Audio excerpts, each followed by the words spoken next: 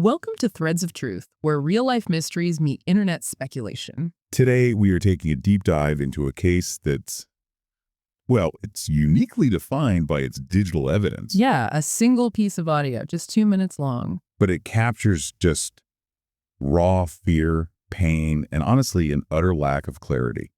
This is the haunting story of Henry McCabe. The absolute heart of this whole mystery is a voicemail. It was left for his brother, Timothy Borber. And if you listen to clips or read descriptions, you hear sounds like, well, heavy groaning, gurgling. Yeah, even screaming. And then right at the edge, almost impossible to hear, there's this faint voice saying just 2 words, "Stop it." Who was Henry? Yeah. He was 32 years old, Liberian born. He worked as an auditor for the Minnesota Department of Revenue.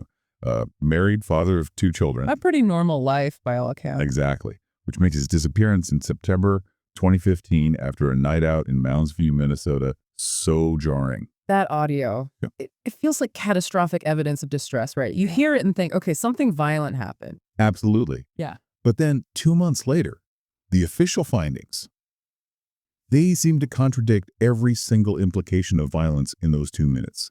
So the core question, the one we keep coming back to, is what truly happened during those 2 minutes the phone was recording? Was it an attack? A struggle? Mhm.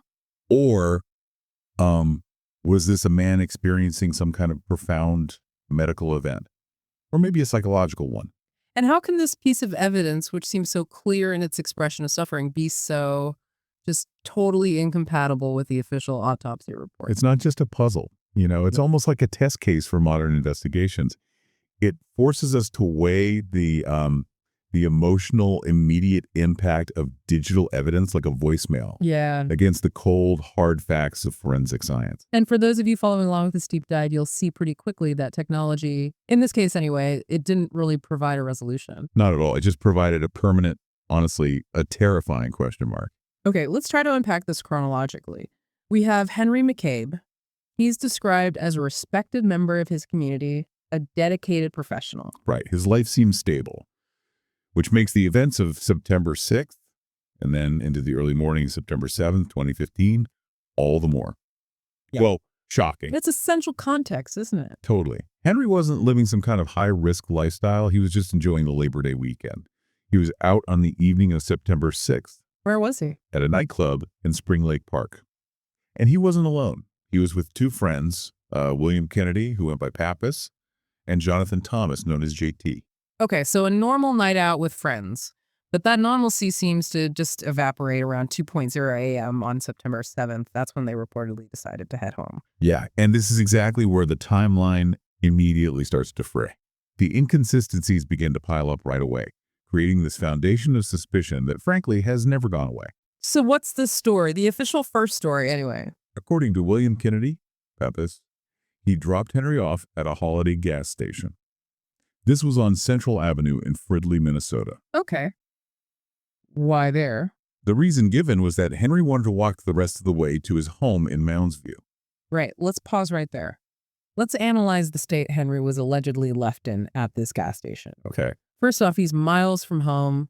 Mounds View isn't exactly next door to Fridley, is it? No, it's a significant distance, especially on foot late at night. And crucially, he was apparently highly vulnerable. He didn't have 2 vital things. Right. His house keys, which were reportedly left behind in Kennedy's car. Okay, so he can't get into his house. And His wallet. The story there is that a friend, possibly Kennedy, took it earlier in the night. The reason given was to stop him from spending more money. so let's paint the picture. Potentially impaired man, miles from home, in the middle of the night, no ID, no money, and no way to get into his own house, even if he made it there. That's the situation described. Mm. Extreme vulnerability. And this vulnerability is immediately compounded by issues with Kennedy's story itself, right? Yes. Because when police later checked security footage from that Holiday gas station, What did they find? nothing. No visual trace of Henry being dropped off there at the time Kennedy reported. So the last person known to be with Henry, William Kennedy, and initially misreported key details, either the location or the time, or maybe both. Correct. And that alone just cast this huge shadow over the legitimacy of the whole story leading up to that voicemail. Why lie? Why lie about the drop-off spot? If it was just a simple drop-off, why misrepresent that detail? Well, that's the question, isn't it? Unless that location or the real location was somehow linked to what happened next, or unless the truth about where he was actually dropped off was, Yeah. well, far more suspicious. It fuels that narrative of foul play right from the start. Absolutely. That discrepancy changes everything. It shifts it from, potentially just a missing person case into one involving possible deception, maybe even a cover-up. It puts suspicion right onto the people who should have been the most helpful to the police. Exactly. So the physical presence of Henry McCabe effectively ends around this point in the timeline, but his digital footprint, that's when it begins its terrifying 2-minute sequence. That's right. Almost immediately after this supposed drop-off, we move to the voicemail timeline. Around 2:28 a.m., a call was placed from Henry's phone To who? to his wife, Green McCabe. She was actually out of state in California at the time. And what was that call like? Very brief. It's often described as maybe a pocket dial or just a short, kind of bizarre contact. It didn't offer any clear information. Okay, but then comes the really defining piece of evidence, the one that drives all the speculation. Yes. Simultaneously, or very shortly after that call to his wife, this 2-minute-long voicemail was left on his brother's phone, Timothy Borber's phone. And this is the raw evidence of terror we mentioned? It really is. People who've listened to recordings released through public reports, they describe very specific, highly distressing noises. Like, Heavy groaning, sounds of just yeah. profound physical effort. Gurgling noises that really suggest choking or maybe water inhalation, and just outright screaming. The emotional content is undeniable. And it gets weirder, right? The interpretations went beyond just human distress sounds. Yeah, the garbled nature of the audio, maybe the poor connection, it led to some of the more sensational interpretations. People reported hearing what they described as these unnerving, almost animalistic growling noises. Huh. And was there anything about being shot? I think I read that somewhere. There were some initial disputed reports about that. Someone thought they might have heard him say he was shot, but that hasn't really held up. The overall consensus, though, is that the audio captured some kind of event involving violent struggle or extreme physiological distress. Right. And this is the crucial point, isn't it? You have these 2 minutes of sound that just scream violence. Exactly. It demands that conclusion. But as we're going to see, the investigation hits an immediate wall when they look at the physical evidence later on. A massive wall. So after this horrifying call, just silence. Henry's gone. Vanished. The search efforts started almost immediately. They were widespread. The police were heavily involved, of course, but also Henry's family and the local Liberian American community, which is known for being incredibly tight-knit. They really mobilized. They searched for how long? Relentlessly. Yeah. For 2 agonizing months. Imagine that uncertainty, knowing about that chilling voicemail. Unbearable. Yeah. And then finally, his body was discovered. When and where? On November 2nd, 2015, a kayaker found him. And the location of the discovery immediately created another huge logistical problem for the official timeline. Where was he found? Henry's body was recovered from Rush Lake, which is in New Brighton, Minnesota. Okay, put that into perspective for us. How far is Rush Lake from that Holiday gas station in Fridley where Kennedy claimed he dropped him off? It's about 6 to 7 miles away. 6 to 7 miles. Okay, let's process that. A man, possibly impaired, definitely without keys or ID, supposedly just moments after some kind of violent struggle implied by that voicemail, he somehow travels 6, maybe 7 miles on foot in the dark. From a busy commercial area like Central Avenue Right. to a relatively remote body of water like Rush Lake. That level of travel just doesn't seem to align with someone who is either incapacitated or, fleeing immediate danger right where they were dropped off. It's incredibly difficult to reconcile. And this leads us directly to the official ruling from the medical examiner, which created the central conflict of this entire case. What was the official finding? The Ramsey County Medical Examiner ruled the probable cause of death as drowning in fresh water. Drowning. Just drowning. But the voicemail, the screaming, the struggling, the stop it. How could the cause of death simply be drowning? Because the autopsy found absolutely no physical signs of trauma. None whatsoever. Defensive wounds. Nothing like that.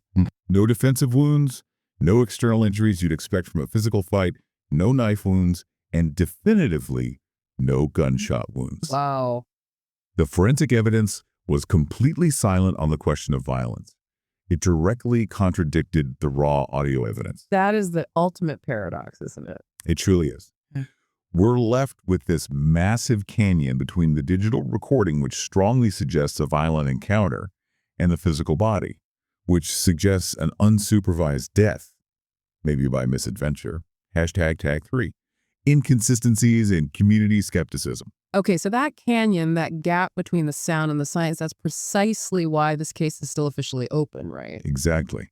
And it's why Henry's family and his community have so consistently rejected the simple drowning explanation. Let's really focus on those open questions, the facts that just refuse to fit together neatly. The first one, as we've touched on, is what you could call the final destination dilemma. Right. Let's just do a quick thought experiment for the listener.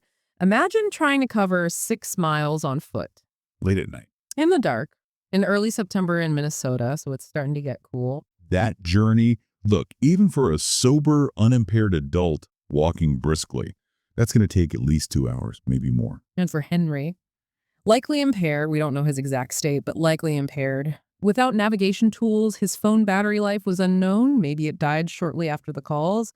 And clearly in distress based on the voicemail, that walk seems almost unthinkable. And why walk that way? Why walk away from his home, which was back in Mounds View, towards this isolated lake in New Brighton?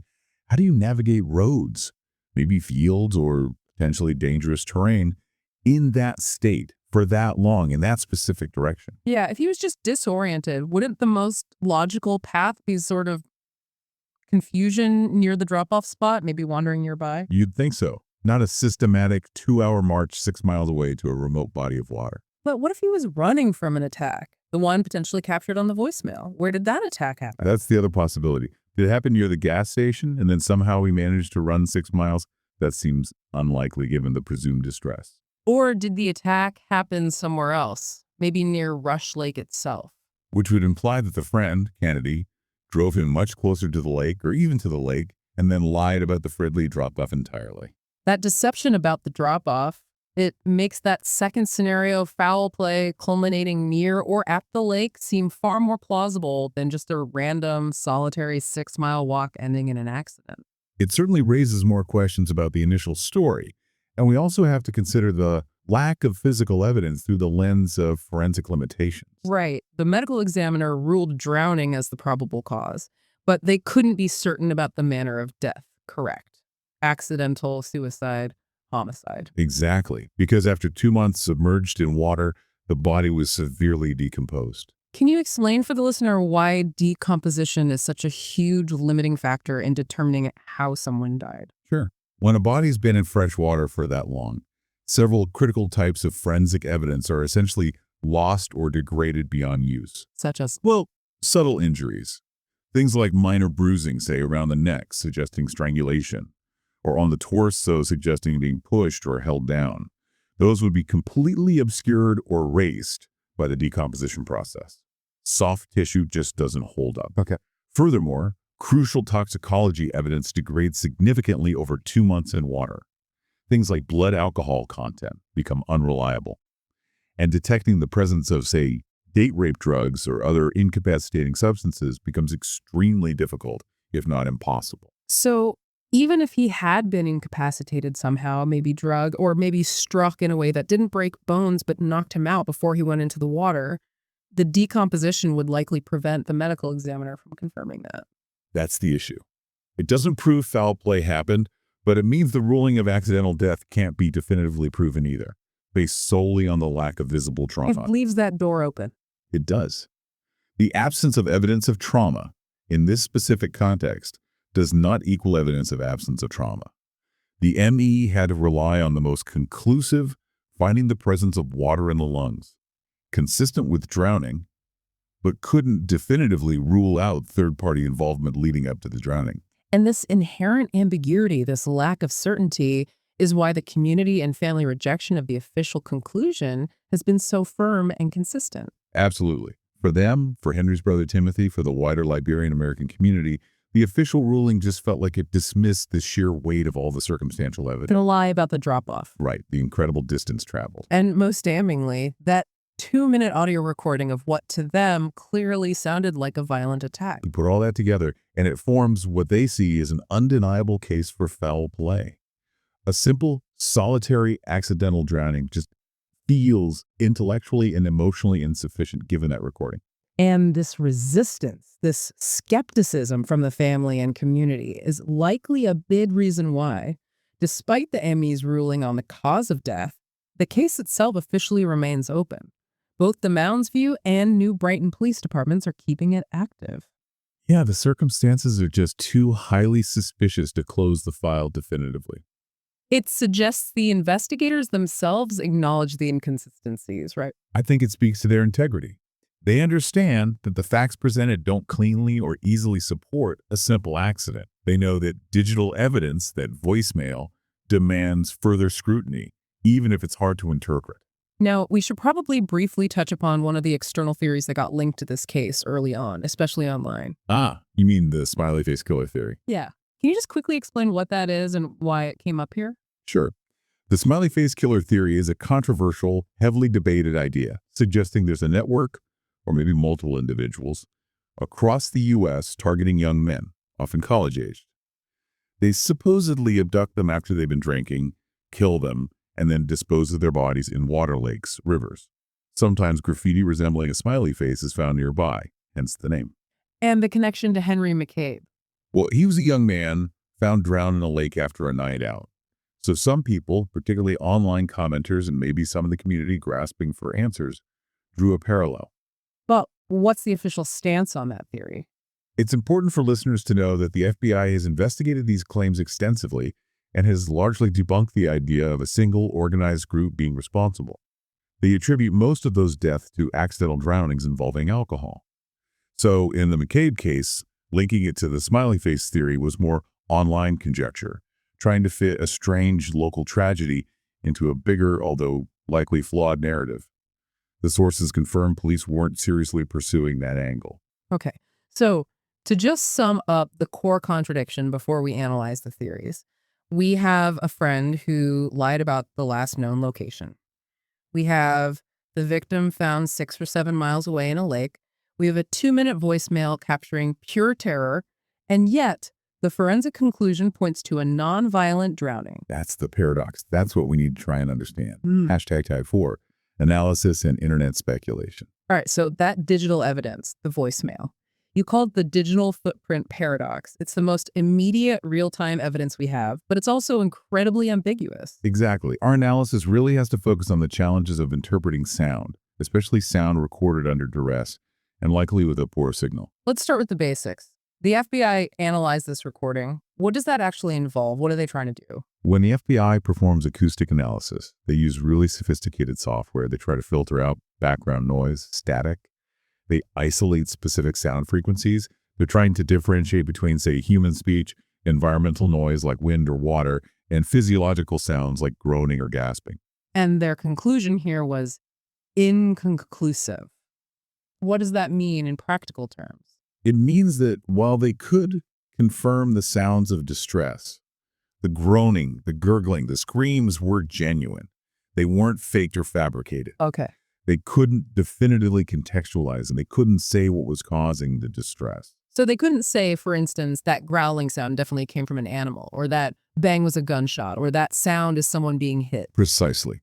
They couldn't isolate any clear, distinct dialogue beyond that highly disputed, very faint, stop it. And the background noise, whatever it was just too degraded. Maybe by a poor cell signal, maybe static, maybe ambient environmental factors. It just didn't provide a clear narrative of events. So they essentially ruled out theory 3, the idea of it being a deliberate hoax or manipulation. Yeah, the sounds were real. But the source of the sounds, the cause of the distress, remained undefined by the analysis. And that uncertainty, that lack of definition, opens the door wide for audio misinterpretation. This is more the psychological challenge of the case, right? Absolutely. When fear or extreme stress is the filter through which we listen to something ambiguous, it hugely impacts our interpretation. How so? It creates a really powerful confirmation bias. Expert analysis confirms that sounds produced by a human body undergoing extreme physiological stress. Think about the sound someone might make during cold water shock, or rapid oxygen loss during drowning, or just pure, unadulterated panic. Those sounds can be very easily distorted by a poor quality recording or transmission. So a gasp or a gurgle could sound like something else entirely. Exactly. It could be perceived as non-human, like those animal-like growls people reported hearing, or the overlapping sounds of struggle and breathing might sound like multiple voices when filtered through a bad connection.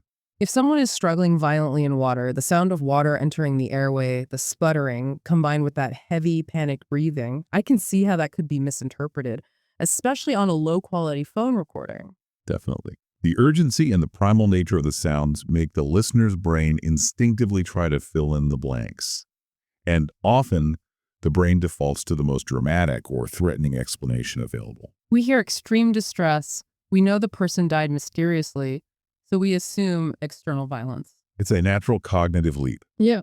And this psychological phenomenon is actually a critical defense, if you will, of theory 2. Accidental disorientation leading to drowning. Okay, let's explore that official path more deeply. If we tentatively accept the possibility of an accidental drowning, how does the voicemail fit in? Under this theory, the voicemail becomes a recording of Henry's final moments of physiological and possibly psychological breakdown. So the narrative would be he gets dropped off, somehow becomes disoriented, maybe intoxicated, maybe something else, and wanders off course. Right. For 6 miles, possibly driven by confusion, maybe even hallucination, though there's no direct evidence of that, he eventually stumbles towards or into Rush Lake. And then what happens? Cold water shock. If he fell into cool water unexpectedly, the physiological response is immediate and often overwhelming. What does that involve? It can cause an involuntary gasp reflex, hyperventilation, muscle spasms, a rapid increase in heart rate and blood pressure. It can physically incapacitate someone within seconds, making it impossible to swim or even stay afloat.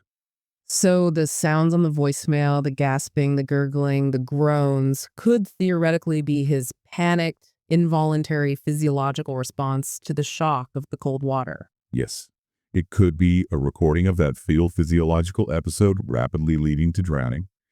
And the strongest piece of evidence supporting this narrative is, again, the complete lack of physical trauma found during the autopsy. What about those two words? Stop it. That's the real thorn in the side of the accidental drowning theory, isn't it? It absolutely is. Mm. Because stop it implies dialogue. It implies interaction with someone or something. It strongly anchors theory 1, foul play and cover-up. This is the family's perspective, largely. Yes. They believe that voicemail captures the end of an altercation. Maybe he encountered someone hostile while walking those miles. Or, going back to the friend's deception, perhaps the drop-off lie masks the fact that Kennedy or Thomas, or someone else they were with, was involved in a conflict that ended tragically. And the phrase, stop it, suggests he was actively engaged with another person or people. Right. Either trying to get away from them, or trying to stop them from attacking him, or preventing him from leaving. It implies agency and interaction, not just a solitary accident. Okay, but if foul play occurred maybe near the lake, and he was then potentially pushed or dumped into the water, how do proponents of Theory 1 explain the complete lack of trauma found in the autopsy? We keep coming back to that. They argue essentially because of the decomposition.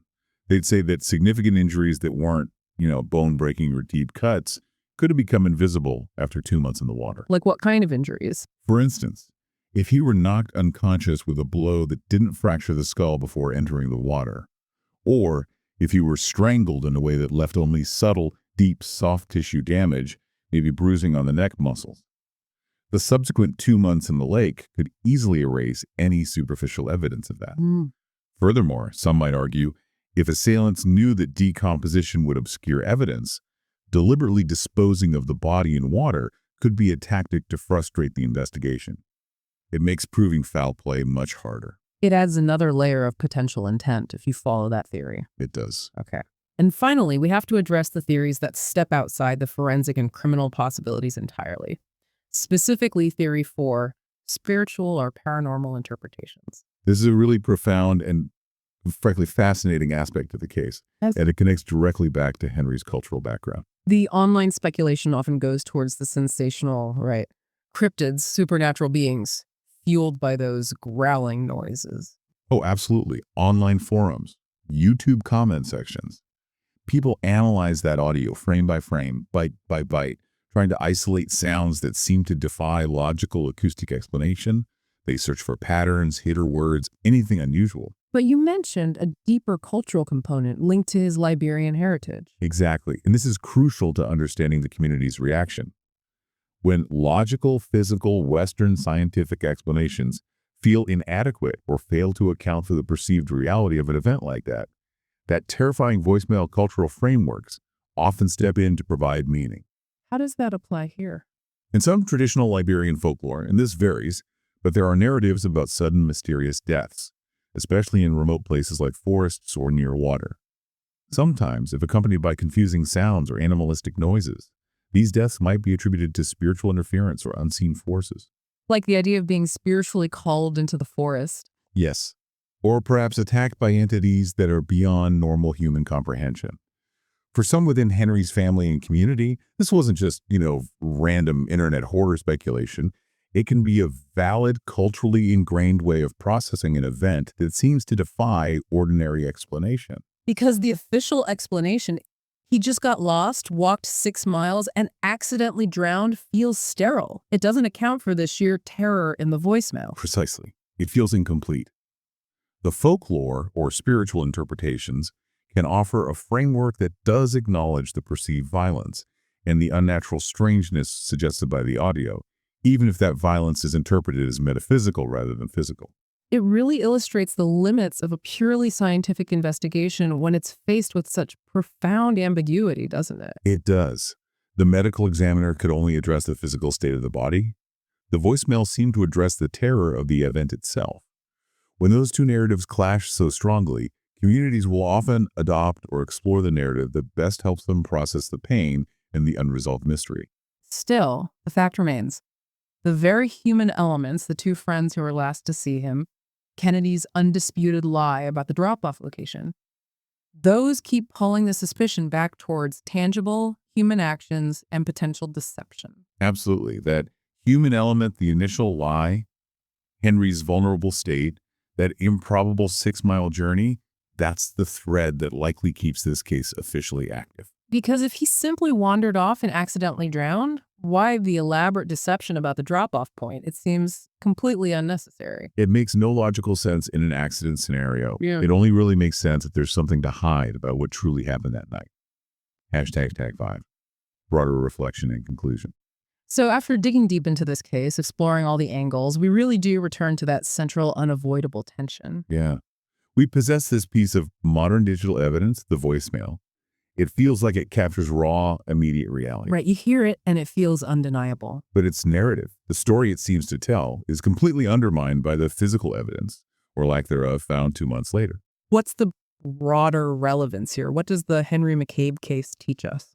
I think the enduring lesson is about recognizing the profound limitations of digital evidence, even when it feels incredibly powerful. That 2-minute recording is emotionally devastating, no doubt, but its acoustic reality, the sounds themselves, can be interpreted almost equally plausibly as a violent struggle with an assailant, or as a desperate, solitary, physiological reaction to the shock of cold water and panic. The technology recorded the sound, but it ultimately failed to record the undisputed truth of the situation. And we've really seen how quickly narratives form and harden when official explanations feel, profoundly inadequate. Definitely. The family, the local community, they largely rejected the simple drowning theory because the circumstantial evidence, the friend's lie, the impossible distance, that horrifying audio was just too compelling to ignore. And the online community. They dived into that garbled audio, didn't they? Finding patterns, interpretations, whether they lean towards forensic analysis, foul play, or even spiritual explanations that best suited their need to make sense of the terror they heard in that recording. This case really is a stark reminder, isn't it? Even in our age, with recording technology seemingly everywhere, the most crucial moments of human tragedy can still be rendered completely ambiguous. Yeah, ambiguous by physics, by the natural process of decomposition, and potentially by human deception. Henry McCabe's final voicemail. It just remains suspended. It's like this terrifying 2-minute echo caught forever between a verifiable tragic death and an enduring, deeply unresolved mystery. Our thoughts, of course, have to be with Henry's family, his wife Corinne, his brother Timothy. They're forced to live with this painful reality where the technological record, the thing that should have provided answers, only created more heartache and more contradiction rather than any sense of closure. It really forces you to question, doesn't it? If we can record what sound like a man's final moments of struggle, but we still can't determine definitively who or what caused that struggle, how complete can our understanding of the truth ever be in cases like this? A deeply unsettling thought. Indeed. Next time on Threads of Truth, we'll look at the chilling story of Brandon Brown, a promising young man whose mysterious death in a lake sparked controversy, confusion, and theories that refuse to fade.